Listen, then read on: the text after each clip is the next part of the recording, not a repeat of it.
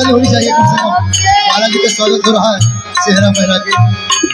राम जय राम जय जय राम, राम जय राम जय जय राम, राम जय राम जय राम, श्री राम जय राम जय जय राम, श्री राम जय राम जय जय राम, श्री राम जय जय राम।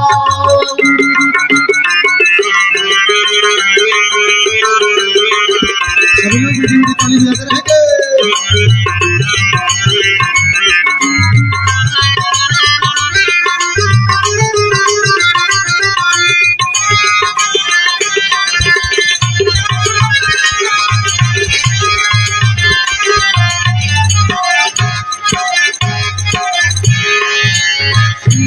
राम जय राम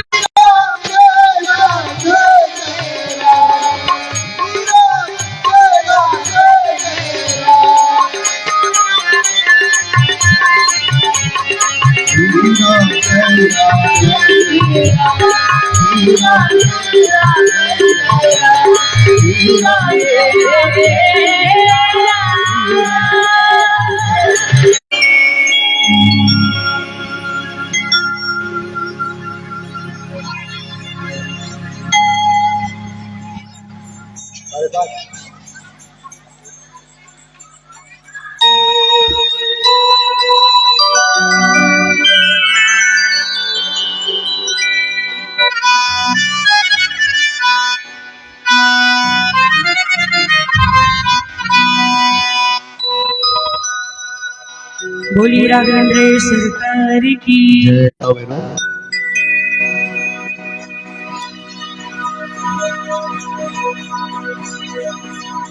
आज ये कथा के चतुर्थ सत्र में हम और आप प्रवेश किए हैं। कल हमने और आपने भूत भवन भगवान शिव के दिव्य विवाह की कथा को श्रवण किए। अब आज प्रयाग में बैठे याज्ञवल्क्य जी महाराज कथा को प्रयाग से लेकर के सीधे कैलाश पर पहुंचे। तीसरे घाट पर भूत भवन भोलेनाथ के पास।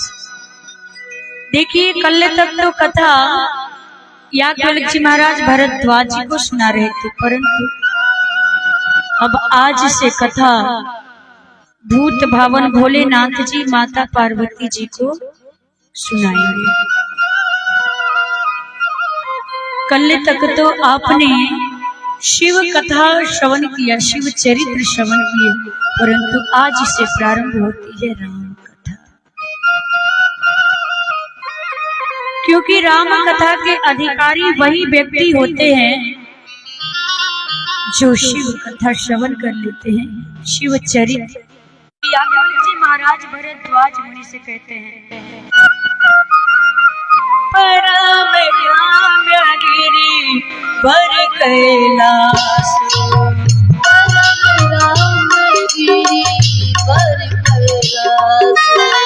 सदा जहाँ शिव महानिवास।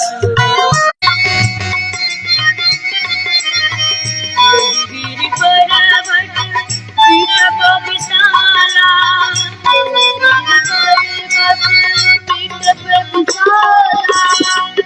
नूतन सुंदर सबकारा,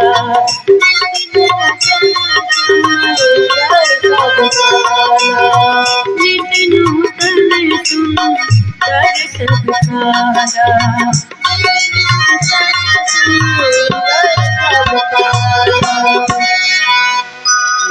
परम राम्यगिरि वर कैलाश, सदा जहाँ शिव महानिवास।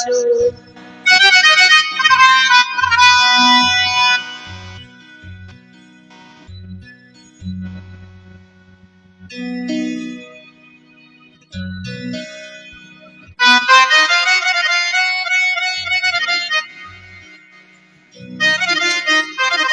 जी महाराज भरद्वाज मुनि से कहते हैं,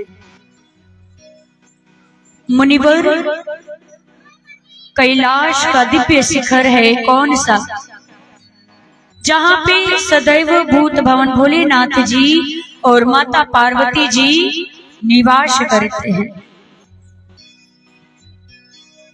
देखिए,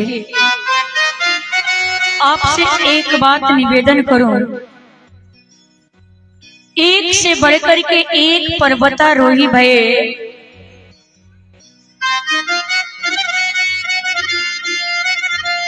विश्व की सबसे बड़ी चोटी है एवरेस्ट की चोटी।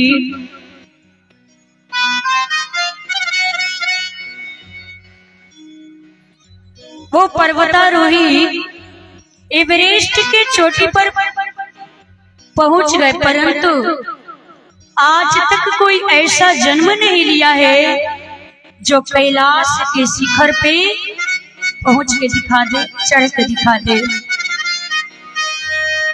वहां कोई नहीं जा सकता, उस कैलाश के शिखर पे कौन जा सकता है। सीधे तपोधन जोगी जन सुर किन्नर मुनि वृंद बसहि तहाँ सुकृति सकल से वही शिवा सुख कंद।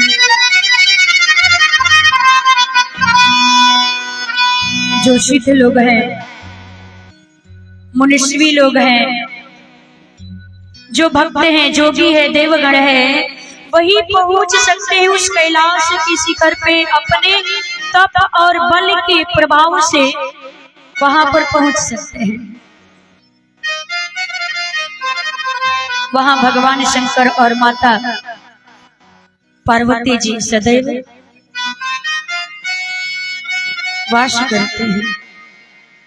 एक दिन भगवान शंकर उस वट वृक्ष के नीचे बैठ करके दिव्यता का दर्शन किए और उस दिव्यता का दर्शन करके बड़े ही प्रसन्न भये। देखिए, हमें जीवन में वही दृश्य देखना चाहिए जिसको देखने के बाद हमारे भीतर सात्विकता विचार बढ़े। समाज तो सदा ही खुला हुआ है, वो कदापि न देखे। जिसको देखने के बाद हमारे भीतर विकार उत्पन्न हो जाए, वैसे दृश्य को हमें कभी नहीं देखना चाहिए। हमें जीवन में क्या देखना है, क्या नहीं देखना है, ये कोई दूसरा तय करने नहीं आएगा।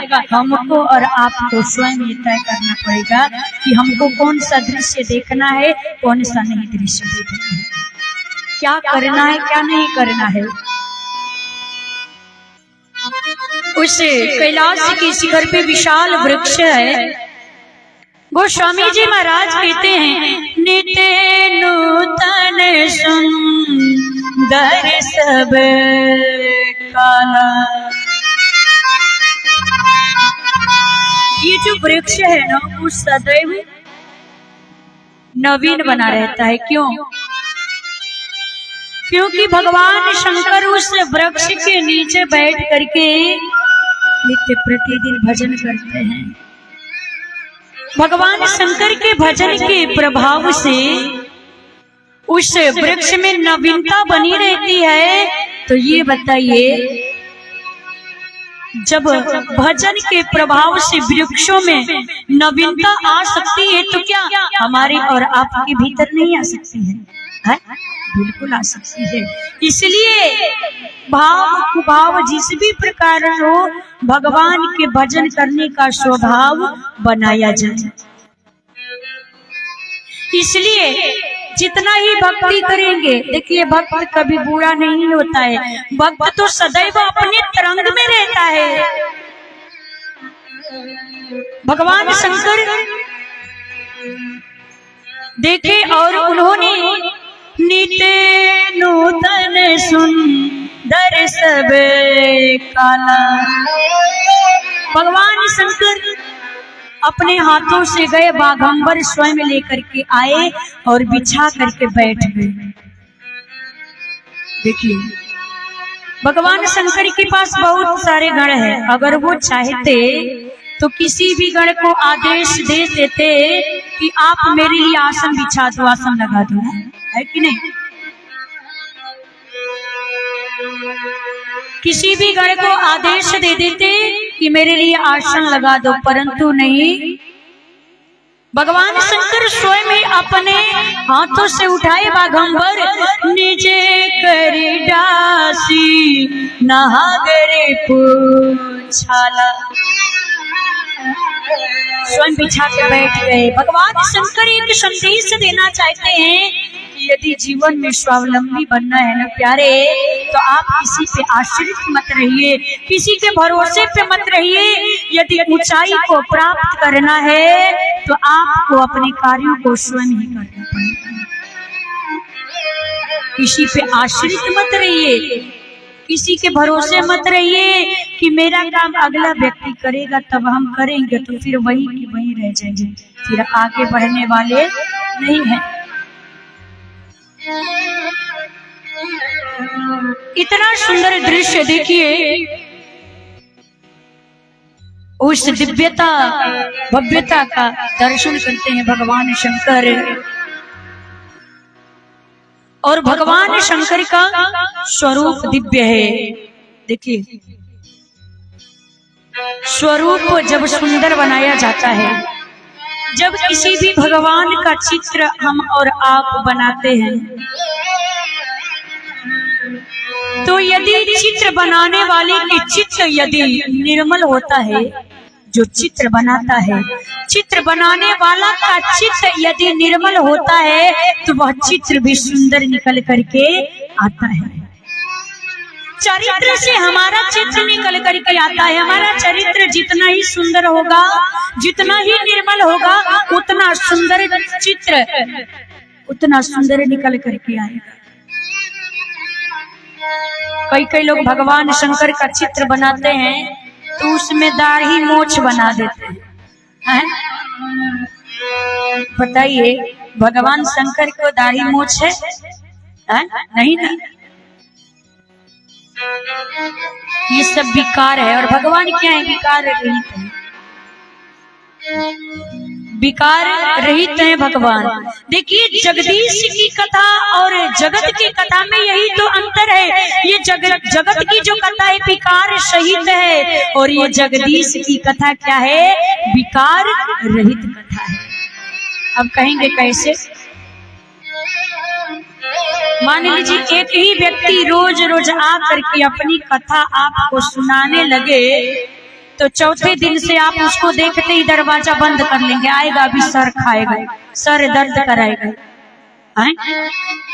और यही भगवान की कथा हम लोग सालों साल से गाते हुए आ रहे हैं, न माथा खराब होता है और न सिर दर्द होता है, न कहने वाले का और न सुनने वाले का है। तो सुनते सुनते विचार उत्पन्न हो जाता है। ये समाज सदैव खुला है, वो डस्टबिन में कठैला में कचरा भर करके घूम रहे हैं कि केकर दिमाग डस्टबिन बने कि उसमें उड़ेल दे ले जा करके। इसलिए हम जीवन में वही दृश्य देखें जो देखने लायक है। भगवान सदा ही मुस्कुराते हुए आपको नजर आएंगे। कभी भगवान को क्रोध में आपने नहीं देखा होगा, देखा है तस्वीर में? किसी तस्वीर में भगवान को गुस्से में नहीं देखते होंगे और ना ही क्रोध में। क्यों? क्योंकि जब ये चित्र निर्मल करके भगवान का चित्र बनाएंगे ना, तो जब हमारा भीतर का चरित्र निर्मल होगा, चरित्र साफ होगा, तो हमारे द्वारा बनाए गए चित्र भी सुंदर बनेगा। तो भगवान सदैव मुस्कुराते हुए नजर आते हैं। और भगवान का स्वरूप कैसा है? गोस्वामी जी महाराज कहते हैं,